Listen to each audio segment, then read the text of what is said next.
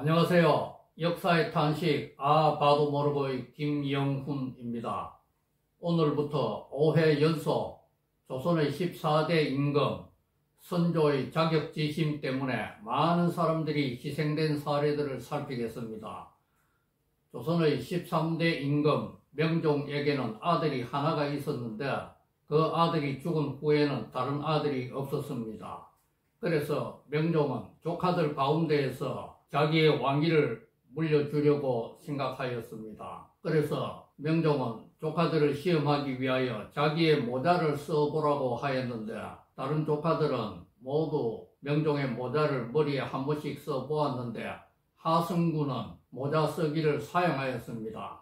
그래서 명종은 그 이유를 물으니 하승구는 임금님이 쓰는 모자를 제가 어떻게 감히 쓸 수 있겠습니까? 라고 답하였습니다. 명종은 이 하승구를 눈여겨본 후 나중에 이런 질문을 하였습니다. 임금과 아비 중 누가 더 소중하냐고 물었습니다. 그러자 하승구는 임금과 아비는 같지 않지만 충과 효는 같다고 봅니다 라고 재치있게 답하였습니다. 이런 답을 들은 명종은 하승군에게 자신의 왕위를 물려줄 생각을 하고 있었습니다. 그런데 막상 명종이 34세의 젊은 나이로 죽을 때에는 자신의 후계자에 대한 언급을 전혀 하지 못하고 죽었습니다.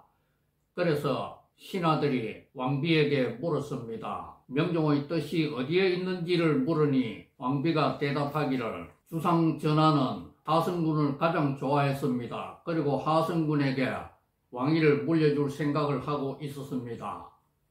이렇게 답을 들은 신하들은 하승군을 조선의 제14대 임금 선조로 세웠습니다. 선조는 이렇게 똑똑하였음에도 불구하고 오늘날 많은 역사학자들은 조선의 27명 임금 중에서 가장 무능한 왕 1번 또는 2번으로 선조를 꼽고 있습니다. 그 이유가 무엇일까요?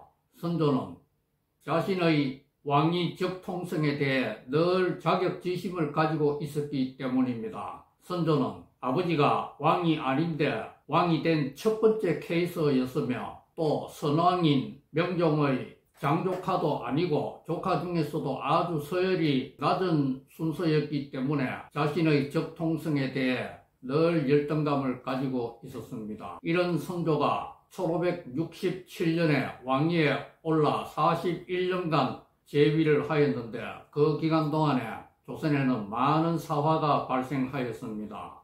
그리고 선조 때에는 동인과 성인으로 나누어져 동당 정치가 시작되었는데 이 동인과 서인의 당파 싸움은 아주 치열하였습니다. 동인은 왕궁 동편에 산다고 하여 동인으로 불렀고 서인은 왕궁 서편에 산다고 하여 서인으로 불렀습니다. 그런데 열등감에 사로잡혔지만 아주 똑똑했던 선조는 사화가 일어날 때마다 한쪽을 들어 다른 한쪽을 침으로써 자신의 왕권을 강화하는 계기로 삼았습니다. 그런데 많은 사화 중에서도 임진왜란 발생하기 3년 전인 1589년에 발생한 기축옥사는 엄청난 희생자를 낳았습니다. 기축옥사 때에는 죽은 사람이 무려 1000여 명이나 되었다고 합니다. 이때 죽은 사람의 숫자는 기축옥사를 제외한 조선의 4대 사화의 희생자를 모두 합친 숫자보다도 더 많았다고 하니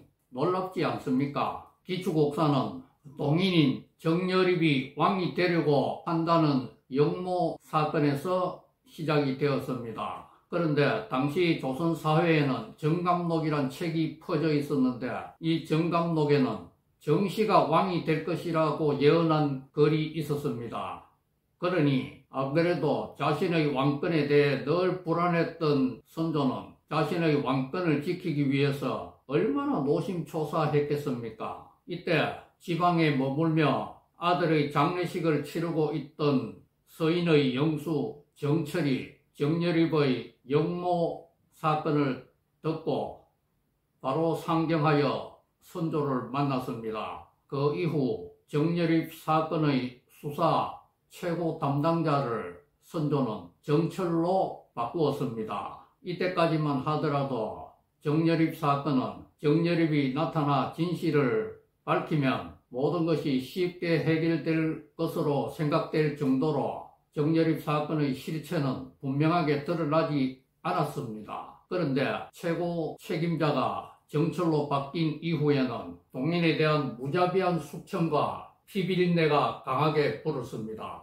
정여립과 조금이라도 알고 지냈던 사람, 또 정여립에게서 한 통의 편지라도 받았던 사람, 또 정여립에게 한 통의 편지라도 했던 사람들은 모두 죽음을 면하기가 어려웠습니다. 송강 정철은 우리에게는 사미인곡, 송미인곡의 저자로서 가상문학의 대표로 알려져 있습니다. 그런데 정치인으로서의 정철의 모습은 너무도 비정하고 잔인하여 냉혈 동물 같았으니 너무 놀랍지 않습니까? 정여립이 도대체 어떤 사람이기에 이런 피비린내가 발생했을까요? 정여립은 22세의 과거에 급제하여 관직에 올랐는데 무당파임에도 불구하고 당시 서인으로 분류되었던 율곡 이의를 비판하여 선조에게서 쫓겨난 사람이었습니다. 그리고 정여립은 천하가 공물인데 어찌 주인이 있으랴라고 말했습니다. 이는 천하가 모든 사람의 것인데 어떻게 한 사람이 좌지우지할 수 있느냐는 뜻으로서 왕정을 표방하고 있는 조선사회에서는 도저히 받아들일 수 없는 너무도 급진적이고 민분주의적인 사상이었습니다. 정여립은 관직에서 물러난 후 고향인 전라도로 가서 후학 양성에 힘썼습니다. 그리고 신분을 가리지 않고 600여 명의 사람들을 모아 대동계를 만들면서 엄격한 군사훈련도 시켰습니다. 이 대동계의 군사력이 얼마나 막강했던지 1587년 전라도 한 지방관이 정여립에게 외구 토벌에 나서줄 것을 부탁하였습니다. 정여립은 이 대동계를 이끌고 전라도에 출몰하며 약탈을 일삼는 왜구들을 일망타진하였습니다. 이런 정여립이 갑자기 역적 모의의 주모자가 되어 관군에 쫓기는 신세가 되어 도망다니다가 불에서 자살했다고 합니다. 정여립이 죽었음에도 불구하고 그 희생자가 1000명이나 이른 후에야 이 사건은 일단락되었습니다. 그런데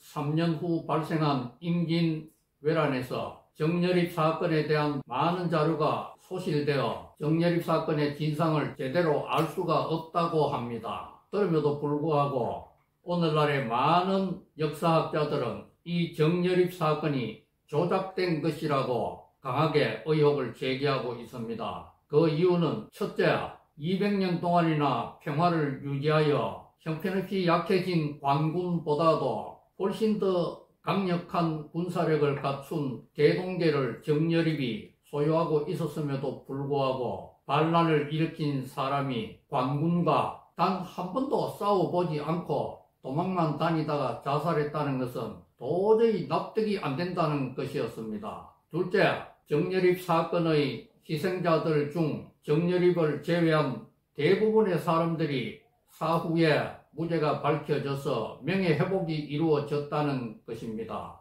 그러므로 이 사건은 선조의 암묵적인 동의하에 서인의 누군가가 시나리오를 작성하였고 서인의 영수인 정철이 이를 집행하였다는 것입니다.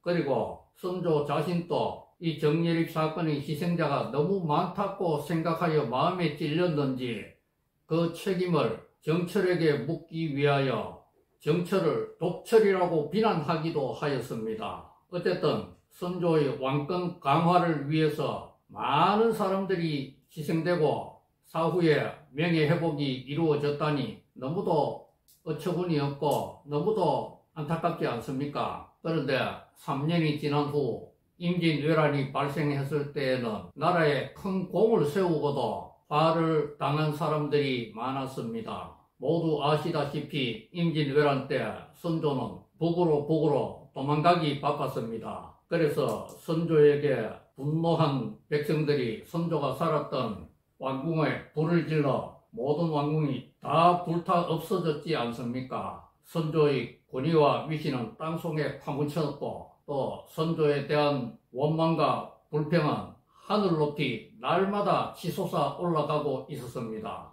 그런데 이 와중에도 백성들의 마음을 끄는 사람들이 있었으니 이들은 바로 전국 각지에서 의병을 일으킨 의병장들이었습니다. 그러나 당시에는 정여립의 부하였던 길삼봉이라는 자가 조선의 왕이 될 것이라는 소문이 바다하게 퍼졌습니다. 이 소문은 선조를 자극하여 자신의 왕권을 지키기 위해 무리한 수를 두도록 만들었습니다.